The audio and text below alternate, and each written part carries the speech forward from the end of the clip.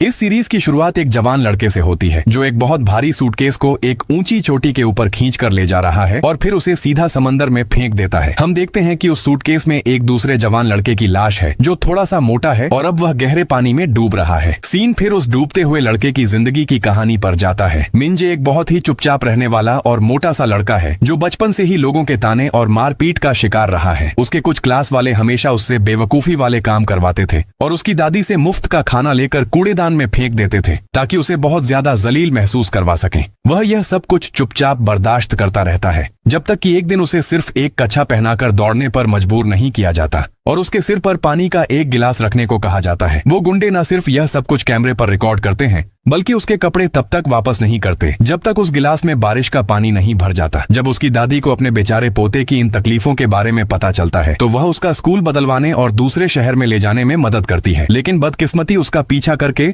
उस नई जगह भी आ जाती है। पहले दिन स्कूल में मिंजे नए स्कूल की बिल्डिंग के सामने अपनी सेल्फी लेता है ताकि अपनी दादी को भेज सके, लेकिन फोटो खींचते वक्त उसके खड़े होने का तरीका उन लड़कियों को गलतफहमी दे देता है जो उसके सामने से गुजर रही थीं। उन्हें लगता है कि वह उनकी फोटो खींच रहा है। बाद में वह उसी लड़कियों के ग्रुप के साथ बस में सफर करता है और एक बार फिर गलत तरीके से उसे बुरा आदमी समझ लिया जाता है जब बस अचानक ब्रेक मारती है और उसका फोन गिरकर सुमिन नाम की लड़की की स्कर्ट के नीचे चला जाता है। यह देखकर सुमिन और उसकी दोस्त यूनहा बुरी तरह डर जाती हैं और उन्हें लगता है कि वह एक ठरकी है। लड़कियों की क्लास का एक लड़का ताएहो है जो सुमिन पर बहुत बुरी तरह लट्टू है और वह मिंजे पर आग बबूला हो जाता है। अपने दोस्तों के साथ मिलकर वह उस बेचारे लड़के को पीटना शुरू कर देता है और उसकी कोई भी सफाई सुनने से साफ इनकार कर देता है। मिंजे किसी तरह बस से बचकर भागता है और एक गेमिंग स्टूडियो में जाकर छुप जाता है। ताएहो उसके पीछे पीछे स्टूडियो में आता है लेकिन एक सीनियर उसे रोक लेता है जो उसे अंदर नहीं जाने देता। आखिरकार उस गुंडे को वहां से जाना ही पड़ता है। मिंजे आखिरकार अपनी छुपने की जगह से बाहर आता है लेकिन देखता है कि आसपास के लोग एक वीडियो देख रहे हैं और उसमें एक लड़के का जमकर मजाक उड़ा रहे हैं। करीब से देखने पर उसे समझ आता है कि वह वीडियो उसी की है जिसमें उसे पीटा जा रहा है और उसने सिर्फ एक छोटा सा कपड़ा पहना हुआ है। हालात और भी खराब हो जाते हैं जब उनमें से एक उसे पहचान लेता है और वो लोग उसके मोटापे का मजाक बनाने लगते हैं। बेचारे मिंजे को बहुत जलील महसूस होता है और वह टूटे हुए दिल से वहां से चला जाता है। दूसरी तरफ यूनहा और सुमिन उसका फोन चेक करती हैं और उन्हें अपनी गलती का एहसास होता है कि उसने कभी उनकी कोई फोटो नहीं खींची थी और उन्होंने उसे गलत समझ लिया था। लड़कियां इस बात को लेकर बहुत बुरा महसूस करती हैं क्योंकि यूनहा एक बहुत ही ईमानदार इंसान है जिसे खुद इन गुंडों से सख्त नफरत है। अपने किराए के कमरे में वापस आने पर मिंजे पूरी शाम गहरी उदासी में डूबा रहता है। वह सोचता है कि उसे इतनी बेबस और लाचार जिंदगी क्यों जीनी पड़ रही है जब उसने कभी किसी के साथ बुरा नहीं किया। निराशा में आकर वह छत से कूदकर अपनी जिंदगी खत्म कर लेता है। उसका शरीर फुटपाथ पर जा गिरता है और एक जवान लड़के जूनहो को सन्न कर देता है जो उसी सड़क से गुजर रहा था। लेकिन इससे पहले कि वह उस गिरे हुए लड़के को चेक कर पाता कुछ सीनियर लड़के मिंजे के पास आते हैं और उसे जगाने की कोशिश करते हैं। ये वही सीनियर हैं जिनका ताएहो से झगड़ा हुआ था क्योंकि वे गुंडागर्दी के सख्त खिलाफ हैं। हैरानी की बात यह है कि मिंजे कुछ ही पलों में बिना किसी खरोंच के उठ खड़ा होता है। इस ग्रुप का लीडर सियो जून है और वह इस मोटे लड़के को गुंडों से बचाने का भरोसा दिलाता है, लेकिन मिंजे इस अजीब घटना से बहुत ज्यादा चकरा गया है और वह सीधा घर जाकर सो जाता है। किसी ने ध्यान नहीं दिया कि जिस पल वह उठा सड़क के उस पार एक बहुत ही हैंडसम जवान लड़का बेहोश होकर गिर गया था। अगले दिन हम जूनहो को सड़क पर चकराया हुआ देखते हैं कि वह यहाँ क्या कर रहा है जबकि उसे तो अपने बिस्तर पर होना चाहिए था। वह भागकर घर जाता है और मिंजे के कमरे में घुसता है तो देखता है कि मिंजे आराम से बिस्तर पर सो रहा है। अगले ही पल पूरे मोहल्ले में एक जोरदार चीख गूंजती है क्योंकि यह राज खुलता है कि मिंजे की रूह अब जूनहो के शरीर में आ चुकी है। वह आदमी अपने सोते हुए शरीर को बिस्तर पर देखकर सुन्न रह जाता है और खुद को दूसरे के शरीर में पाता है। इसे कोई बुरा सपना समझकर वह खुद को जोर से थप्पड़ मारता है और फिल्मी अंदाज में खुद को वापस अपने असली शरीर में पाता है। यह राज खुलता है कि जूनहो की आत्मा कहीं नहीं है और मिंजे खुद को थप्पड़ मारकर दोनों शरीरों के बीच अदला बदली कर सकता है। जब वह एक शरीर का इस्तेमाल करता है तो दूसरा शरीर तब तक सोता रहता है जब तक वह वापस उसे नहीं चुनता। मिंजे को दरवाजे पर खटखटाहट सुनाई देती है और जब वह दरवाजा खोलता है तो सामने यूनहा को देखता है जो उसी बिल्डिंग में रहती है और चीख सुनकर देखने आई थी। जब वह देखती है कि यह वही लड़का है जिसे उन्होंने गलत समझा था तो यूनहा जल्दी से उससे माफी मांगती है और उसका फोन वापस कर देती है। यह बात उसे बहुत खुश करती है क्योंकि यह पहली बार है जब कोई लड़की उससे इतने प्यार से बात कर रही है। कुछ सोचने के बाद वह लड़का किस्मत के दिए हुए इस मौके को आजमाने का फैसला करता है और जूनहो के शरीर में स्कूल जाता है। वह बहाना बनाता है कि वह पहले मोटा था और अब वजन कम करके ऐसा दिखने लगा है। जब टीचर उसके एडमिशन के कागजात देखकर शक करती है तो वह कुछ ही देर में अपने हैंडसम लुक की वजह से पूरे स्कूल में रातों रात हीरो बन जाता है। लड़कियां उसकी एक झलक पाने के लिए उसके आसपास मंडराने लगती हैं। लाइब्रेरी से फालतू की किताबें इश्यू करवाती हैं ताकि लाइब्रेरी ड्यूटी के दिन उसके साथ थोड़ा और वक्त बिता सकें और उसकी कसी हुई बॉडी का स्केच बनाने की मिन्नतें करती हैं। इतनी इज्जत उसे बहुत खुश करती है क्योंकि पहले उसे हमेशा गालियां और नफरत ही मिलती थी। उसे यह भी समझ आता है कि वह जून हो के शरीर में उसके सारे हुनर का इस्तेमाल कर सकता है, जैसे कि एकदम परफेक्ट बास्केटबॉल खेलना। लड़कियां उसके लिए पागल होती रहती हैं सिवाय यूनहा के, जिसे यह बात बहुत अजीब लगती है कि इसका नाम उस लड़के जैसा है जो अब उसका पड़ोसी है। इस बढ़ती हुई शोहरत से घबराकर मिंजे खुद को शांत करने के लिए बाथरूम में जाता है। वापस आते वक्त ताए हो उसके पास आता है, जिसे दूसरों को सताने में बहुत मजा आता है। लेकिन मिंजे अब डरपोक बनने का नाटक नहीं करता और उसके सामने शेर बनने की कोशिश करता है। यह देखकर ताए हो सन्न रह जाता है क्योंकि आज तक किसी ने उसके साथ ऐसा बर्ताव नहीं किया था। उसकी यह बहादुरी ताए हो के एक चमचे जीहून को बहुत पसंद आती है, जो ताए हो से मार खाने से बचने के लिए उसका चेला बन गया था और अब अपने नए क्लासमेट की इस बहादुरी का दीवाना हो गया है। वह भागकर कैंटीन जाता है और जल्दी से उस लड़के के लिए कुछ खाने पीने का सामान खरीदता है और क्लास में वापस भागता है। उसकी यह हड़बड़ाहट यूनहा को यह गलत फहमी दे देती है कि ताए हो उसे स्नैक्स लाने के लिए धमका रहा है। एक बार फिर वह गुस्से में उस गुंडे को सबक सिखाने के लिए उसके पीछे जाती है, लेकिन यह देखकर हैरान रह जाती है कि वह स्नैक्स नए ट्रांसफर स्टूडेंट को एक दोस्त के नाते दे रहा है। गुंडागर्दी से नफरत करने वाली एक इंसान के रूप में यूनहा मिंजे को ऐसी हरकतों से बचने की चेतावनी देती है और उसे पहली वार्निंग देती है तीसरी गलती पर उसे उसके खिलाफ कड़ा कदम उठाना पड़ेगा। मिंजे वहाँ बेबस बैठा रहता है, कुछ समझ नहीं पाता कि अभी क्या हुआ। कमरे में वापस आने पर उसे यूनहा का फोन आता है, जो उसके असली शरीर का हालचाल पूछने के लिए किया गया था क्योंकि उसने उसका नंबर उसके फोन से ले लिया था। वह झूठ बोलता है कि उसने अभी तक एडमिशन नहीं लिया है और वह बहुत बीमार है, और जब उसे उसकी आवाज अजीब लगती है तो वह तुरंत दवाई लाने का ऑफर करती है और वह उसे अपने असली शरीर में रिसीव करता है। एक बार फिर उसके फोन पर मैसेज की बाढ़ आ जाती है, जहां क्लास की लड़कियों ने उसे एक ग्रुप में ऐड किया था। फिर उसे एक कॉल आती है बिजनेस की कोई बात करने के लिए, लेकिन वहां जाने पर उसे पता चलता है कि वह कॉल असल में जून हो के शरीर के लिए थी। वह बहाना बनाता है कि मिंजे बिजी था, इसलिए उसने मुझे भेजा। कॉल करने वाली लड़की ये रिन थी, जो खुद को ही सब कुछ समझने वाली लड़की है। वह उसे गालियां देकर चली जाती है क्योंकि उसने उसकी लाइव स्ट्रीम का कबाड़ा कर दिया था। अगले दिन मिंजे एक किराने की दुकान पर नौकरी के लिए जाता है क्योंकि उन्हें रात की शिफ्ट के लिए एक बंदा चाहिए था। मालिक खुशी खुशी उसे नौकरी पर रख लेता है क्योंकि उसके हैंडसम लुक से लड़कियां दुकान की तरफ खींची चली आएंगी, लेकिन वह समझाता है कि यह नौकरी उसके दोस्त के लिए है। कुछ देर बाद वह अपने असली शरीर में फिर से उसी दुकान पर जाता है, लेकिन उसे उसकी बदसूरती की वजह से काम देने से साफ मना कर दिया जाता है। जब यह सब हो रहा होता है, येरिन साइड से सब कुछ देख रही होती है क्योंकि यह उसके ही पापा की दुकान है। लड़की तुरंत एक चाल बनाती है और स्कूल में उससे मिलती है, जहाँ वह जून हो के शरीर का इस्तेमाल कर रहा है और ऑफर करती है कि वह उसके दोस्त की नौकरी में मदद करेगी, लेकिन बदले में लड़के को उससे दोस्ती करनी होगी और कभी कभी उसकी लाइव स्ट्रीम में आना होगा। मिंजे मान जाता है क्योंकि आखिर नौकरी बहुत जरूरी है। रात को वह अपने कमरे के बाहर यूनहा के हाथों रंगे हाथ पकड़ा जाता है, जो उससे पूछती है कि वह यहाँ क्या कर रहा है। मिंजे बहाना बनाता है कि वह यहाँ अपने बचपन के दोस्त मिंजे के साथ रह रहा है। यूनहा को बाहर से तो कुछ समझ नहीं आता, लेकिन दोनों लड़कों के एक जैसे नाम होने और बचपन के दोस्त होने की अजीब कहानी उसे उलझन में डाल देती है। मिंजे फिर से शरीर बदलता है और दुकान पर काम करने भागता है। उसे जीहून देख लेता है, जो कुछ सामान लेने आया था। वह चमचा तुरंत ताए हो के पास भागता है, उसे उस थर्की लड़के की लोकेशन बताने के लिए जिसने सुमिन की फोटो खींची थी। मिंजे पर फिर से उन गुंडों का हमला होता है जो उसे जानवरों की तरह पीटते हैं, जब तक कि सियोजून और उसका ग्रुप वहां नहीं पहुंच जाता। दोनों ग्रुप्स के बीच लड़ाई बस होने ही वाली होती है,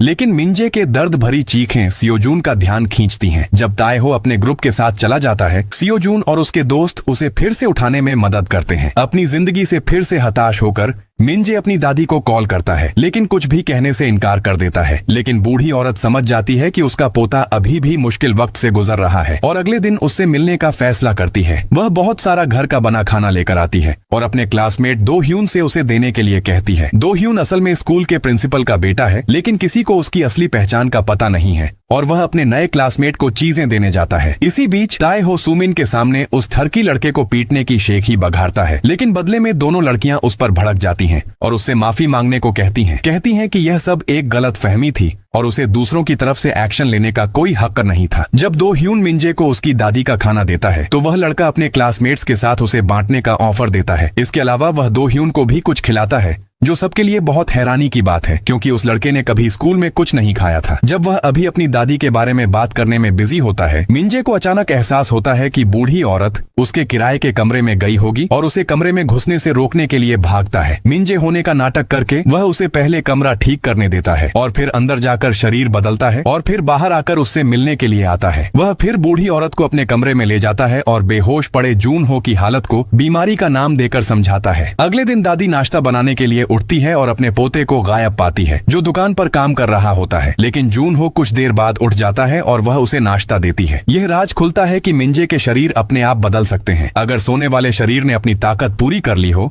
जबकि दूसरा शरीर थका हुआ हो। यही यहाँ होता है और मिंजे खुद को जून हो के शरीर में पाता है, जबकि उसका असली शरीर दुकान के काउंटर पर बेहोश पड़ा है। वह दुकान के मालिक के हाथों सोते हुए पकड़ा जाता है, जो गुस्से से उसे जगाता है। जून हो के शरीर को फिर से सुला देता है। यह दादी को उस बेचारे बच्चे के लिए बहुत दुख महसूस करवाता है, जिसको कोई बहुत गंभीर बीमारी लग रही है। जब उसका पोता वापस आता है, जिसे वह सुबह की सैर समझती है, दादी उसे यह अच्छी आदत बनाए रखने को कहती है और जबरदस्ती उसके हाथों में कुछ पैसे ठूंस देती है, उसके मना करने के बावजूद। उसी पल उनकी मुलाकात यूनहा से होती है और दादी खुशी जाहिर करती है कि यह लड़की उसके पोते के ही स्कूल में पढ़ती है। हैरान होकर भी यूनहा उसके झूठ के साथ नाटक करती है। बाद में वह उसे उसकी दादी से स्कूल के बारे में झूठ बोलने के लिए घेर लेती है और मिंजे उससे कुछ वक्त मांगता है, जब तक वह उसे आखिर में पूरा सच नहीं बता देता। वह उससे पूछता है कि वह उसके साथ इतना अच्छा बर्ताव क्यों करती है और सोचता है कि क्या वह उस पर तरस खाकर ऐसा करती है। यूनहा चुप रहती है, लेकिन उसके बचपन की यादें बताती हैं कि उसे भी बचपन में अपने मोटापे की वजह से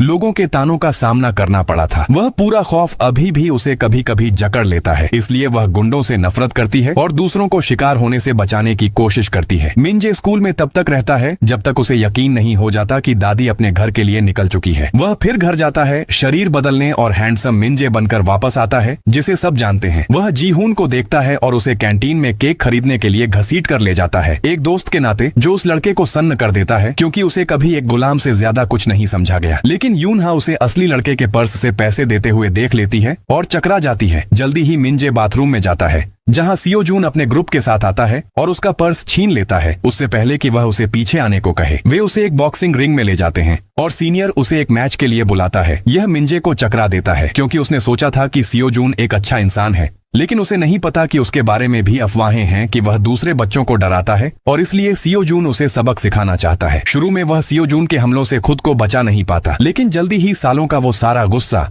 जो उसने सहा था बाहर आ जाता है और मिंजे एक ही मुक्के में सीनियर को बेहोश कर देता है। स्कूल के बाद मिंजे यूनहा को अपने कमरे के बाहर खड़ा पाता है, जो जिद करती है कि वह दरवाजा खोले, क्योंकि वह असली मिंजे से बात करना चाहती है। यूनहा की जिद के आगे बेबस होकर मिंजे उसके लिए दरवाजा खोलता है और फिर किसी कोने में छुपने के लिए भागता है, क्योंकि जल्दी ही वह लड़की उसके असली शरीर को जगा देगी। यूनहा जल्दी ही सियो जून से मिलती है, जो हैंडसम मिंजे को माफी मांगने के लिए ढूंढ रहा था, क्योंकि उसने उसे गुंडा समझ लिया था। दोनों मिलकर असली शरीर को जगाने में कामयाब होते हैं, जो उन्हें बताता है कि उसने खुद अपना पर्स दूसरे लड़के को दिया था। गलतफहमी दूर होने के बाद लड़की अपने क्लासमेट को ढूंढने की कोशिश करती है ताकि उससे माफी मांग सके, लेकिन वह लड़का कहीं नहीं दिखता। मिंजे अपने असली शरीर में बाहर आता है जब रास्ता साफ हो जाता है और जून हो के शरीर को उसके छुपने की जगह से खींचकर कमरे में वापस लाता है। अगले दिन ताए हो जी हून को पैसे देने के लिए धमकाता है। कोई और रास्ता न पाकर वह मिंजे से कुछ उधार मांगता है, लेकिन वह भी एक गरीब लड़का है जो पार्ट टाइम नौकरी करके अपने खर्चे चला रहा है। इसलिए जी हून अपने महंगे जूते एक लोकल डीलर को बेचने की कोशिश करता है, कुछ कैश के लिए। बदकिस्मती से वह डीलर भी एक नंबर का गुंडा निकला और उन्हें खरीदने की बजाय उसके जूते ही छीन लेता है। इसके अलावा वह उस लड़के को मिंजे की तरह वीडियो रिकॉर्ड करने के लिए धमकाता है और धमकी देता है कि अगर उसने पुलिस को बताया तो वह उस वीडियो को वायरल कर देगा। पिटकर और पूरी तरह निराश होकर जी हून मिंजे के असली शरीर का इस्तेमाल करके उसके काम करने वाले स्टोर से पैसे चुराता है और भाग जाता है। मिंजे ने उसकी यह फटी हुई हालत देख ली थी और उसे दिलासा देना चाहता था। वह तुरंत उसके पीछे भागता है, लेकिन पैसे वापस नहीं ला पाता। स्टोर का मालिक उस चोर को पुलिस के हवाले करना चाहता है, लेकिन बहुत ही नरम दिल होने के नाते मिंजे अपनी खुद की सैलरी देकर अपने दोस्त को उसकी जिंदगी बर्बाद होने से बचाता है। अगले दिन वह जी हून से मिलता है और उसे बताता है कि उसकी चोरी की वजह से उसके दोस्त ने अपनी नौकरी खो दी। पछतावा महसूस करके जी हून उसे अपनी मजबूरी के बारे में बताता है और जल्दी से पैसे वापस करने का वादा करता है, लेकिन मिंजे जोर देता है कि वे उस वीडियो को उस खरीदार से वापस लें जिससे उसने ऑनलाइन बात की थी, क्योंकि एक दिन वह सच में उसे इंटरनेट पर डाल सकता है। दोनों फिर एक साइबर कैफे जाते हैं और मिंजे उससे उस धोखेबाज के जूते खरीदने को कहता है जो वह अब ऑनलाइन बेच रहा है। दूसरी तरफ यूनहा दुकान पर जीहून के काम को पकड़ लेती है और उसे डांटने के लिए फोन करती है, लेकिन वह उसे गुड लुकिंग मिंजे के इस खतरनाक पंगे के बारे में बता देता है। मिंजे उस गुंडे से मिलने जाता है और अपने दोस्त की रिकॉर्डिंग डिलीट करने के लिए उससे भिड़ जाता है। वह बस उसका फोन पकड़ने ही वाला होता है कि उस गुंडे के दोस्त वहां आ जाते हैं और उसे पीछे से सिर में मारकर बेहोश कर देते हैं। वे अपराधी उसके शरीर को अपने अड्डे तक घसीटते हुए ले जाते हैं, जबकि मिंजे अपने असली शरीर में उठ जाता है और जून हो के शरीर को ढूंढने के लिए भागता है। यूनहा भी सियो जून की मदद लेती है और वे उस जगह पर पहुंचते हैं जहां मिंजे उस ऑनलाइन बायर से मिलने गया था। सियो जून वहां मिंजे का खून देखता है और पुलिस को कॉल करने की कोशिश करता है, लेकिन जीहून बीच में आ जाता है, इस डर से कि वे उसका वीडियो इंटरनेट पर बदला लेने के लिए डाल देंगे। यह देखकर यूनहा भड़क जाती है और उसे इतना मतलबी होने पर खूब सुनाती है जब मिंजे ने उसके लिए अपनी जान की बाजी लगाई थी। दूसरी तरफ मिंजे का असली शरीर सड़क के किनारे बेहोश हो जाता है, जिससे जून हो का शरीर उठ जाता है और अपार्टमेंट और बिल्डिंग की सीढ़ियों से बाहर निकलने के लिए संघर्ष करता है। लेकिन उसका असली शरीर जीहून को मिल जाता है, जो उसे जगाता है अपने दोस्त की इस बुरी हालत के बारे में बताने के लिए। थोड़ा चिढ़ने के बावजूद कि उसे इतने जरूरी वक्त पर जगाया गया, वह जल्दी से सियो जून को उस बिल्डिंग के बारे में बताने के लिए भागता है जहां उसका शरीर रखा है। वह फिर एक खंभे में अपना सिर मारकर खुद को बेहोश करने और अपने दूसरे शरीर में वापस जाने का काम जारी रखता है, जो उन किडनैपर्स द्वारा फिर से वापस ले जाया जा रहा होता है। एक बार फिर वह उनकी पकड़ से निकलने में कामयाब होता है और यूनहा और सियो जून के ग्रुप से मिलता है जो उसे बचाने के लिए आए हैं। वे दोनों मुजरिमों को धोने में कामयाब होते हैं और मिंजे उनके फोन में बहुत सारा ब्लैकमेल करने वाला मसाला पाता है जो उन्होंने दूसरे लोगों का भी रिकॉर्ड किया था। वह सारी वीडियो डिलीट कर देता है, लेकिन जल्दी ही उनका ग्रुप एक बहुत बड़े गुंडों के ग्रुप से घिर लिया जाता है जिन्हें एक किडनैपर ने कॉल किया था, लेकिन पुलिस के आने से उनकी जान बच जाती है, जिन्हें जीहून ने मदद के लिए कॉल किया था। स्कूल में वापस कोई ताएहो को बच्चों से पैसे ऐंठने और डराने के लिए रिपोर्ट कर देता है। उसे टीचर से एक बहुत ही कड़ी चेतावनी मिलती है जो उसे सबसे माफी मांगने को कहती है, लेकिन सुनने की बजाय वह स्कूल की कैंटीन में जीहून को पीटने जाता है जो तुरंत वहां से भाग जाता है। यह हालात यूनहा को डरा देती है और वह तुरंत सियो जून और मिंजे को मदद के लिए कॉल करती है। रात को मिंजे येरिन के पिता के पास वापस जाता है और उसे एक दूसरा मौका देने की भीख मांगता है। दुकान का मालिक बहुत बेमन से मान जाता है, लेकिन मिंजे अपनी ड्यूटी के दौरान डिस्टर्ब हो जाता है जब वह ताएहो को दुकान के बाहर जीहून को पीटते हुए देखता है। वह लड़के को उस गुंडे से बचाने के लिए भागता है, लेकिन ताएहो एक शर्त रखता है कि वे दोनों एक दूसरे को पीटें और जो जीतेगा वह उसके कहर से बच जाएगा। यह सुनकर जीहून तुरंत अपने ही हमदर्द पर हमला कर देता है, जिससे ताएहो मिंजे का मजाक उड़ाता है कि उसकी हमदर्दी गलत इंसान पर बर्बाद हो रही है। वह फिर जीहून को पीटने लगता है, जो कसम खाकर कहता है कि उसने रिपोर्ट नहीं किया और येरिन का नाम लगा देता है क्योंकि वह डरे हुए बच्चों के लिए मसीहा बनना पसंद करती है। गुंडे को यह बात सच लगती है और अगले दिन वह बहुत ही गुस्से में उस लड़की से भिड़ जाता है, लेकिन वह बिना डरे उसे करारा जवाब देती है और कहती है कि उसने उसे रिपोर्ट नहीं किया, लेकिन वह एक अच्छा इंसान नहीं है, इसलिए उसकी दोस्त सुमिन उसे कभी पसंद नहीं करेगी। यह बात उसे आग बबूला कर देती है और वह उस पर हमला करने की कोशिश करता है, लेकिन मिंजे वहां आ जाता है जो पहले उसे एक जोरदार किक मारता है और यूनहा के साथ भाग जाता है।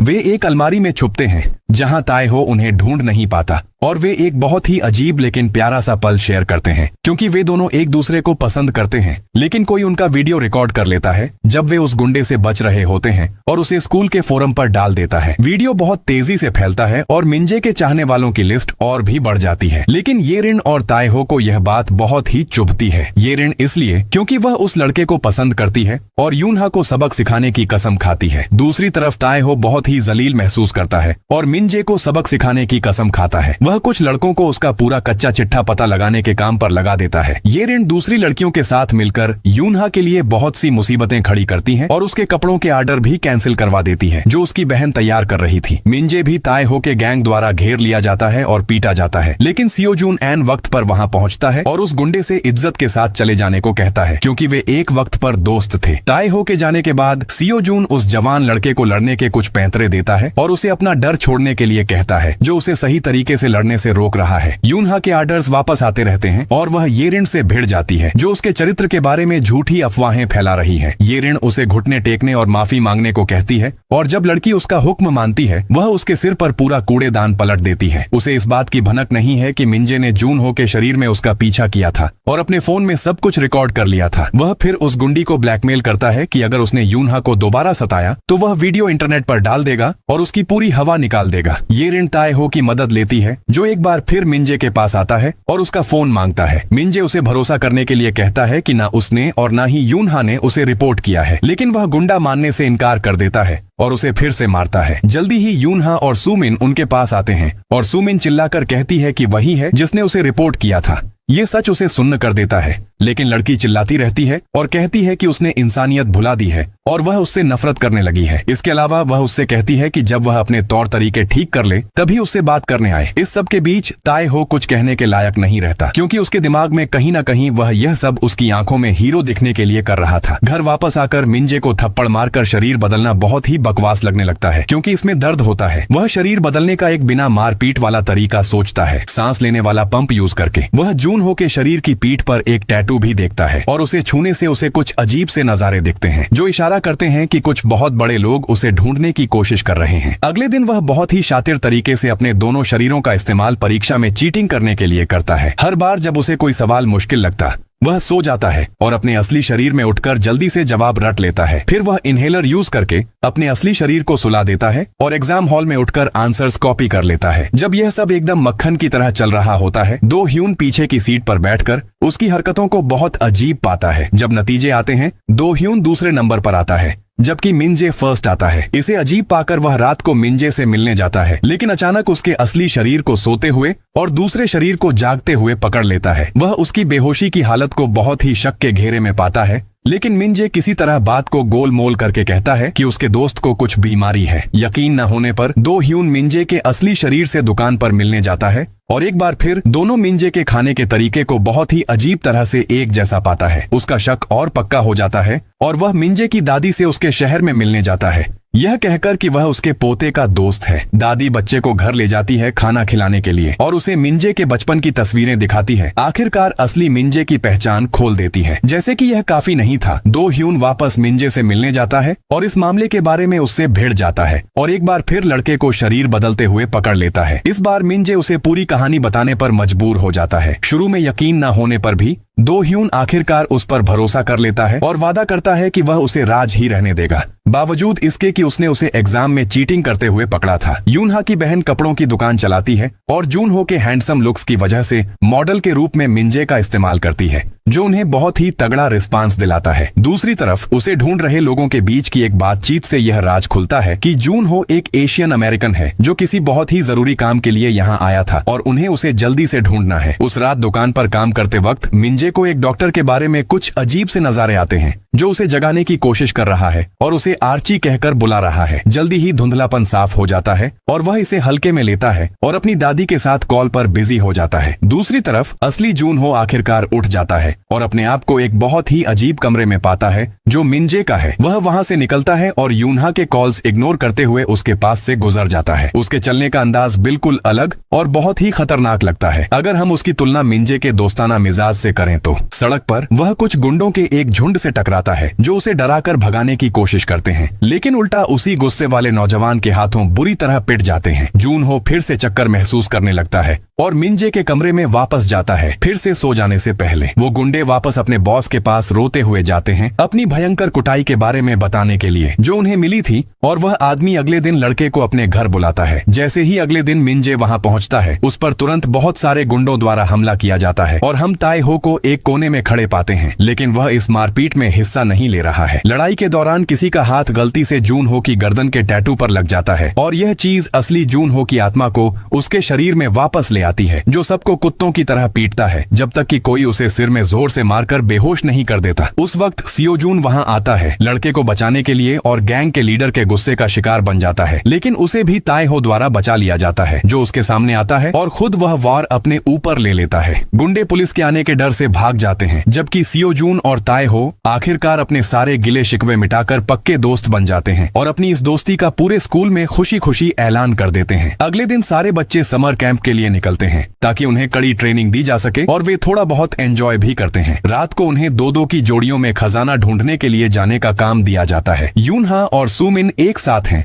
और रास्ते में यूनहा घायल हो जाती है, जिससे वह चल नहीं पाती। यह देखकर सुमिन मदद के लिए एक इंस्ट्रक्टर के पास जाती है, जो उसे आगे जाने को कहता है, यह बोलकर कि वह लड़की को वापस ले आएगा। लेकिन वह यूनहा को उल्टी दिशा में ले जाता है। सुमिन को आगे भेजने के बाद वह उसे एक लकड़ी के घर में ले जाता है, यह कहकर कि उन्हें वहां मदद का इंतजार करना है, और उस पर जबरदस्ती करने की कोशिश करता है। यूनहा बहुत डर जाती है और उससे लड़ने की कोशिश करती है, लेकिन वह आदमी बहुत ताकतवर है और अपने गंदे इरादों में लगभग कामयाब हो ही जाता है। लेकिन तभी मिंजे वहां दरवाजा तोड़कर अंदर आ जाता है। वह सुमिन से इंस्ट्रक्टर के बारे में सुनकर यूनहा को ढूंढने के लिए ताएहो और सियो जून के साथ निकला था, क्योंकि उन्होंने अफवाहें सुनी थी कि वह एक ठरकी है। इंस्ट्रक्टर, जिसका नाम मिस्टर पार्क है, मिंजे से हाथापाई करने लगता है और अपनी कड़ी ट्रेनिंग की वजह से उसे बेहोश करने में कामयाब हो जाता है। लेकिन मिंजे की बेहोशी जून हो की आत्मा को बाहर ले आती है, जो उस आदमी को अपना दुश्मन समझ लेता है और उसे जानवरों की तरह पीटना शुरू कर देता है। वह सिर्फ तब रुकता है जब यूनहा उसे रोकती है, लेकिन वह उससे हालात के बारे में पूछने से पहले या यह पूछने से पहले कि वह यहाँ क्यों है, वह वापस मिंजे की आत्मा के साथ बदल जाता है, जो लड़की को राहत की सांस लेते हुए गले लगाने के लिए भागता है। स्कूल वापस जाने के रास्ते में ताएहो सुमिन के हाथों में एक टेडी बियर ठूंस देता है, बहुत ही झेंपते हुए, लेकिन उसकी मुस्कान उस प्यार को दिखा देती है जो उसके दिल में उस लड़के के लिए पनप रहा है। यूनहा दूसरी तरफ हर बार जब भी आमना सामना होता है, मिंजे से कतराती है, जो उसे उलझन में डाल देता है। वह अपने असली शरीर का इस्तेमाल करके इसकी वजह पूछने का फैसला करता है और वह मान लेती है कि उसे मिंजे पसंद है, यह कहते हुए कि वह अपनी भावनाओं के बीच में आने से बहुत अजीब महसूस करती है। यह सुनकर जहां उसे बहुत खुशी मिलती है, वहीं मिंजे बहुत उदास भी होता है, यह सोचकर कि यह जून हो का शरीर है जिसे वह मिंजे समझती है। वह अपनी इस उलझन को दो ह्यून के साथ डिस्कस करता है, जो उसकी हिम्मत बढ़ाता है, यह कहते हुए कि वह उसे वैसे ही अपना लेगी जैसा वह है, अगर वह सच में उससे प्यार करती है। यूनहा मिंजे को एक मूवी डेट के लिए पूछती है और वह खुशी खुशी मान जाता है। लड़की फिर ऑन्ड्रे के साथ पार्लर जाती है अपनी पहली डेट के लिए तैयार होने के लिए, जहां येरिन उनकी बातें छुपकर सुन लेती है और उसकी डेट के बारे में सुनकर बहुत जल भुन जाती है। मिंजे भी बहुत अच्छे से तैयार होता है और जाने की तैयारी करता है, जब अचानक उसका हाथ अपनी गर्दन के टैटू से टकरा जाता है, जो जून हो की आत्मा को उसके शरीर में वापस ले आता है। जून हो मिंजे का फोन कमरे में ही छोड़कर चला जाता है, जबकि यूनहा उसका मूवी थिएटर में इंतजार करती रहती है। वह दो ह्यून को कॉल करती है पूछने के लिए कि क्या मिंजे उसके साथ है, और लड़का उसके कमरे में चेक करने जाता है और उसे सोता हुआ पाता है। वह असली मिंजे को जगाता है और वे दोनों जून हो के शरीर को ढूंढने निकलते हैं, जो एना से सड़क पर मिलता है। येरिन उसे देखकर बहुत खुश हो जाती है, यह सोचकर कि उसने यूनहा की डेट ठुकरा दी है और उसे एक बार में चलने का न्योता देती है। जून हो, जिसका मिजाज एकदम बिंदास लगता है, उसकी बात मान जाता है, यह कहते हुए कि बार्स तो वैसे भी उसके फेवरेट हैं। वहां जाने के बाद वह दिल खोलकर नाचता है और लड़कियों का बहुत ध्यान खींचता है, जिसमें येरिन भी शामिल है, जिसके साथ वह मजे करता। येरिन उनके डांस की वीडियो भी रिकॉर्ड कर लेती है साथ में, इससे पहले कि उसे सिरदर्द महसूस होने लगता है और वह उस जगह से बाहर निकल जाता है। अगले ही पल वह मिंजे के साथ बदल जाता है, जो यूनहा से मिलने भागता है और किसी इमरजेंसी में फंस जाने का बहाना बनाता है। यूनहा इस बात का बुरा नहीं मानती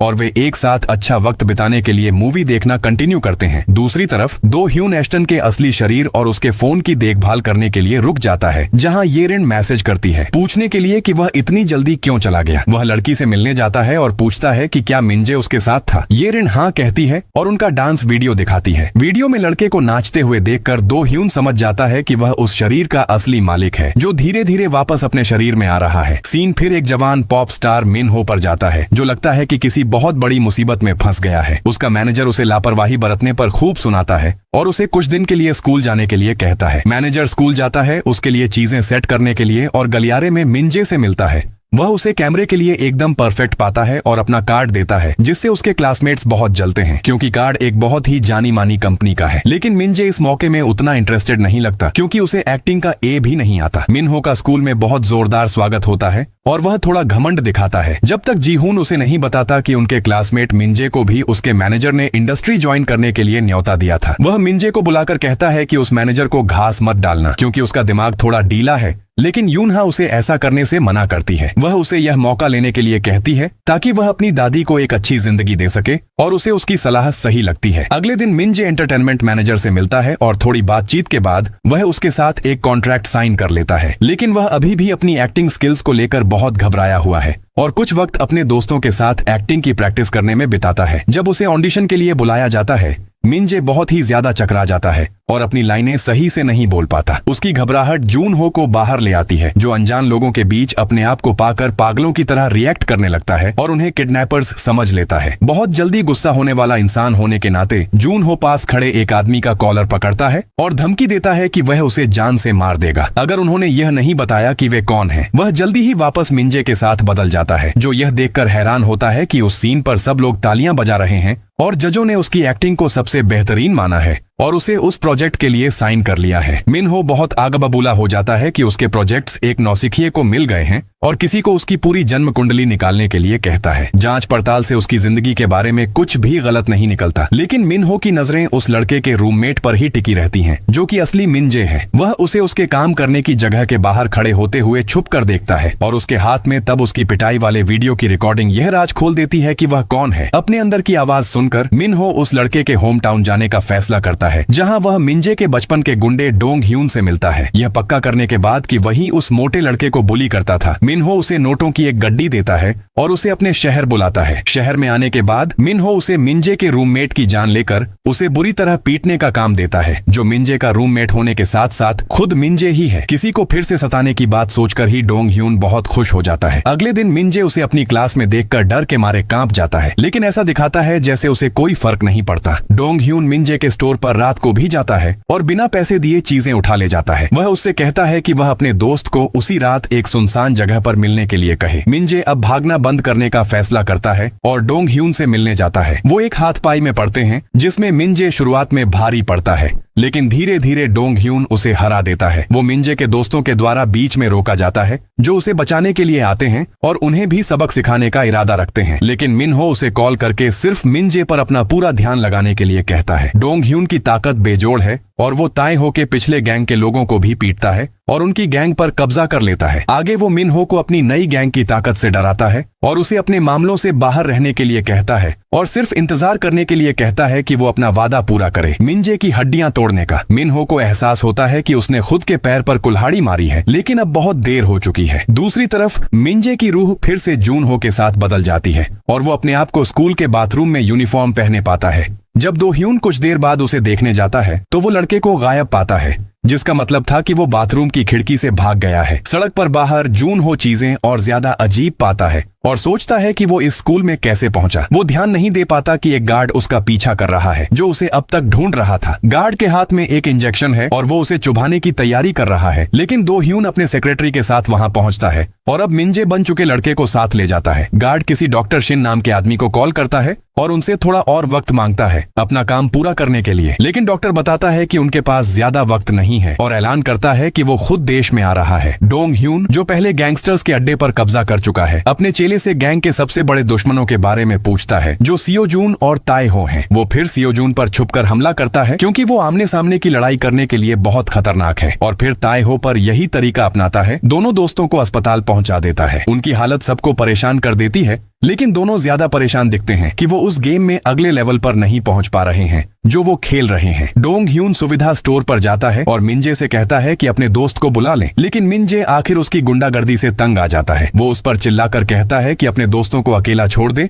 और उसके गुस्से का शिकार बन जाता है, लेकिन यूनहा वहां आती है और उस गुंडे को मिंजे को अकेला छोड़ने के लिए कहती है। डोंग ह्यून लड़की को भी नहीं छोड़ता और उसे पीटने जाता है, लेकिन मिंजे बीच में आकर उसके पांव पकड़ता है और यूनहा उसके हाथ में काटकर भाग जाती है। डोंग ह्यून फौरन उसके पीछे जाता है और मिंजे समझ जाता है कि वो आदमी से अपने इस शरीर में मुकाबला नहीं कर सकता, इसलिए वो इनहेलर लेता है जून हो के शरीर में जाने के लिए। लेकिन जून हो पहले ही जाग चुका है और अपनी बिल्डिंग से बाहर आ रहा है। जाते वक्त वो यूनहा से टकराता है, जो उसे साथ भागने के लिए कहती है, लेकिन वो आगे बढ़ता रहता है। डोंग ह्यून के आमने सामने आ जाता है, जो खुद पर घमंड करते हुए उस पर हमला करता है, लेकिन गैंगस्टर को उस जवान लड़के द्वारा बुरी तरह पीटा जाता है, जो उसे पीटता रहता है, यूनहा की गुजारिश को अनसुना करते हुए उसे छोड़ने के लिए। जब यूनहा आखिर उसे रुकने के लिए चिल्लाती है, जून हो उसे ऊपर देखता है और एक छोटी लड़की को उसे बुलाता हुआ महसूस करता है। ये पहली बार है जब वो कुछ भावनाएं दिखाता है और छोटी लड़की को अपनी बाहों में भरकर गले लगाता है। जल्दी ही वो मिंजे के साथ बदल जाता है, जो उसे लेकर भाग जाता है, लेकिन मिन हो के रिपोर्टर ने लड़ाई को बहुत बहुत साफ तरीके से रिकॉर्ड कर लिया है। मिंजे का चेहरा कैप्चर करके और एक्टर उसे इंटरनेट पर वायरल कर देता है अपनी पहचान का इस्तेमाल करके। ये मिंजे को लोगों की नजर में विलेन बना देता है और उसके दोस्तों को उसके लिए चिंता हो जाती है। ताए हो सलाह देता है कि मोटे मिंजे का वीडियो इंटरनेट पर लाया जाए जहां उसे डोंग ह्यून सता रहा है, ताकि दिखाया जा सके कि वो असली गुंडा है और मिंजे उसे सबक सिखा रहा था। लेकिन यूनहा और दो ह्यून इसके खिलाफ वोट करते हैं, ये कहते हुए कि ये सताए गए लड़के को वापस डिप्रेशन में धकेल देगा। उनकी बातचीत मिंजे छुप कर सुन लेता है, जो चुपचाप चला जाता है। यूनहा अपने घर वापस जाते वक्त डोंग ह्यून के गुंडों द्वारा रोकी जाती है और उसे एक बार में ले जाते हैं, जहां ये ऋण लड़की को देख लेती है और उसे वीआईपी रूम में पीछे जाने की कोशिश करती है, लेकिन गार्ड्स उसे रोक देते हैं। परेशान होकर वो मिंजे को कॉल करती है, उसे लड़की के बारे में बताने के लिए, जिसे जबरदस्ती जैक का हर रिकॉर्ड किया हुआ वीडियो देखने पर मजबूर किया जा रहा है, जो उसने असली मिंजे को सताते हुए बनाई थी। यूनहा गुस्सा हो जाती है और उस पर ड्रिंक फेंक देती है, जिससे वो उस पर हमला करता है और उसकी गर्दन दबाता है, लेकिन वो जल्दी ही मिंजे के द्वारा पीटा जाता है, जो दो ह्यून के साथ वहां आया था। दोनों लड़के गैंगस्टर के खिलाफ एक साथ मिलकर थोड़ा नुकसान पहुंचाने में कामयाब होते हैं। जब पुलिस दो ह्यून के सेक्रेटरी के कहने पर पहुंचती है, डोंग ह्यून अपने साथियों को गिरफ्तार होने देते हुए अकेला बचकर निकल जाता है। जवान लोग फिर पुलिस स्टेशन अपना बयान दर्ज कराने जाते हैं और बाहर निकलने के रास्ते में स्कूल के प्रिंसिपल से मिलते हैं। लेडी अपने बेटे को बहुत उद्दंड होने पर थप्पड़ मारती है और उसे घर ले जाती है। बाकी लोगों को हैरान छोड़ देती है, जो नहीं जानते थे कि दो ह्यून प्रिंसिपल का बेटा है। मिंजे अपने दोस्तों की सारी मुसीबतों के लिए खुद को दोषी मानता है, लेकिन यूनहा उसे दिलासा देती है। बाद में वो एक जरूरी फैसला करता है और एंटरटेनमेंट एजेंसी जाता है अपने असली शरीर का इस्तेमाल करके। वो अपने वीडियो ले जाता है जिसमें उसे डोंग ह्यून सता रहा है और उन्हें मिंजे के मैनेजर को देता है ताकि उसका नाम साफ कर सके। प्लान काम कर जाता है और लोगों की राय में बड़ा बदलाव आता है। मिनहो को हैरान छोड़ देती है, जो उसके खुद बनाए गेम में हार गया। डोंग ह्यून भी उसे सुनता है और एक्टर मिंजे का करियर बर्बाद करने की कसम खाता है। मिंजे दूसरी तरफ उसने जो फैसला किया था उस पर काम करने का फैसला करता है और एक कसाई वाला चाकू खरीदता है, लेकिन यूनहा उसे पकड़ लेती है।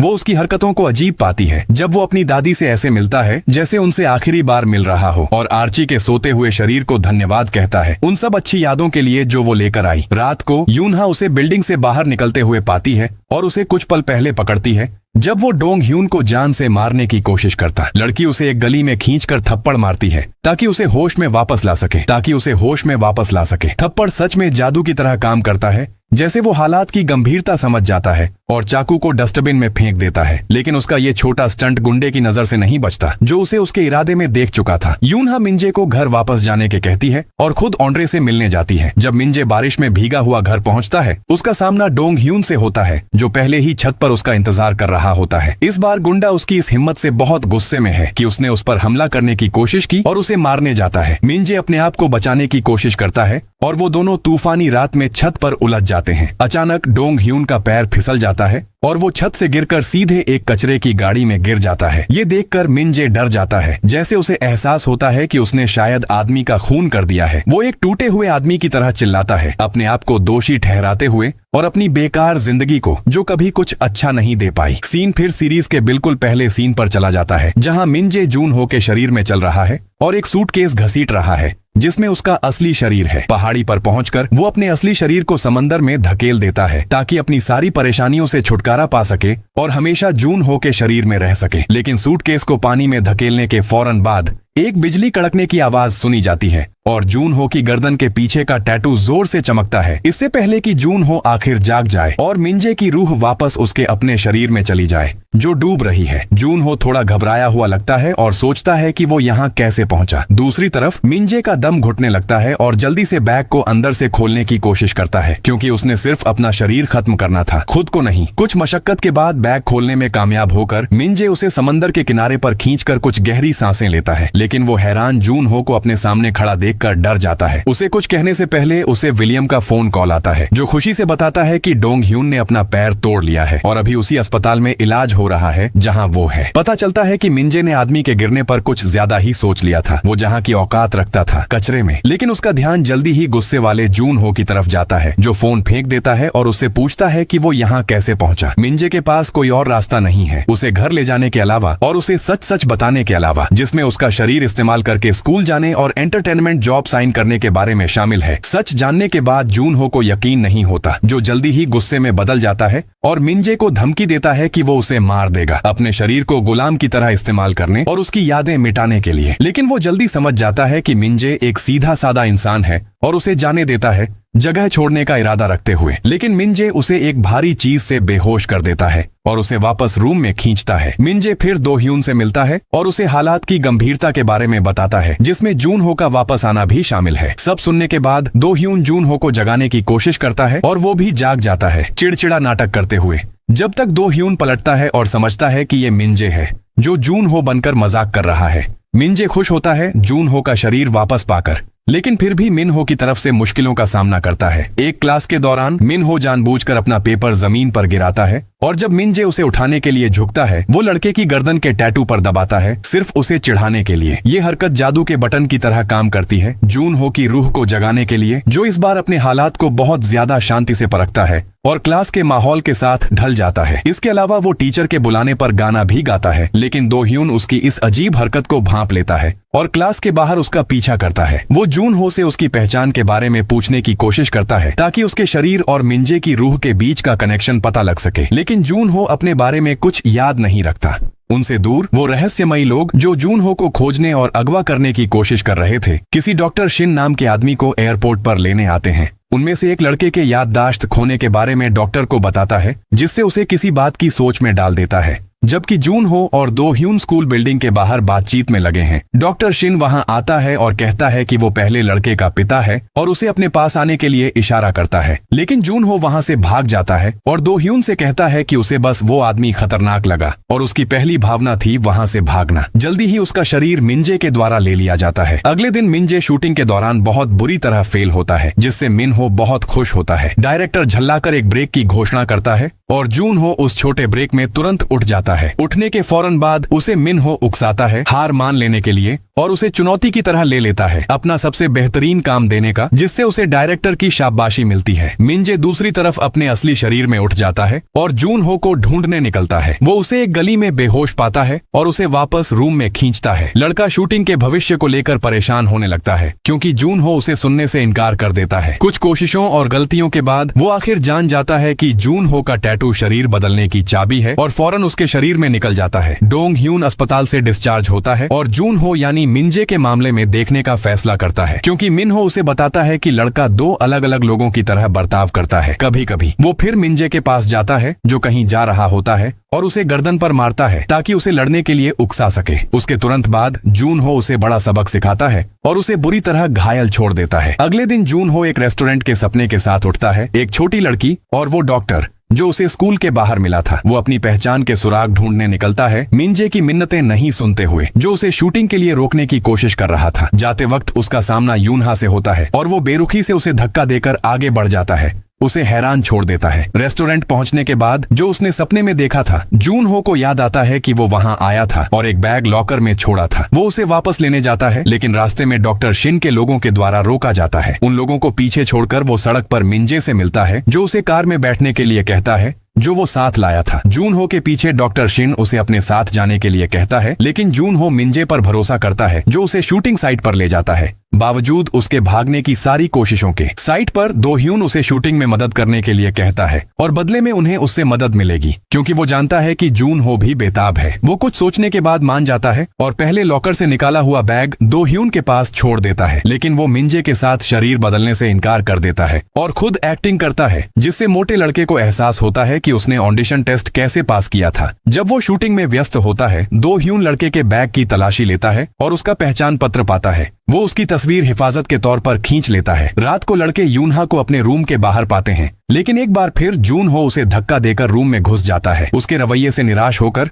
यूनहा सिर्फ मिंजे को डिनर पर अपने घर बुलाने का फैसला करती है, लेकिन जून हो जल्दी ही भूख लगने पर उनके पीछे आ जाता है। डिनर के दौरान वो जल्दी समझ जाता है कि मोटे लड़के को यूनहा से लगाव है और उससे पूछता है कि क्या वो उसके दोस्त के साथ बाहर जाना पसंद करेगी। उसका सवाल सबको हैरान छोड़ देता है और मिंजे आदमी को वहां से खींचकर बाहर ले जाता है, जबकि यूनहा गुस्से में अपने रूम में चली जाती है। वो समझ नहीं पा रही है कि उसका बॉयफ्रेंड उससे रिश्ते के बारे में क्यों पूछ रहा है। रूम वापस आने पर जून हो लड़के को यूनहा से अपनी भावनाएं बताने के लिए बढ़ावा देता है, लेकिन मिनजे उसे बताता है कि ये उसका शरीर है और मिनजे का स्वभाव है जिससे वो प्यार कर बैठी है। वो फिर जूनहो की गर्दन के पीछे के टैटू के बारे में बताता है जो उन्हें शरीर बदलने में मदद करता है, लेकिन जूनहो को ये बात पचती नहीं है जब तक कि आखिर में ये नहीं होता और ऐश अपनी बॉडी इस्तेमाल करके मैसेज रिकॉर्ड करता है। जूनहो आखिर समझ जाता है कि मिनजे उसकी यादें मिटाने में शामिल नहीं है और वो दोनों एक दूसरे की मदद करने के लिए एक समझौता साइन करते हैं। डोंग ह्यून एक बार फिर अस्पताल में देखा जाता है अपना हाथ जूनहो के द्वारा तोड़े जाने पर। मिनहो और वो इस नतीजे पर आते हैं कि लड़के को दोहरे व्यक्तित्व की बीमारी है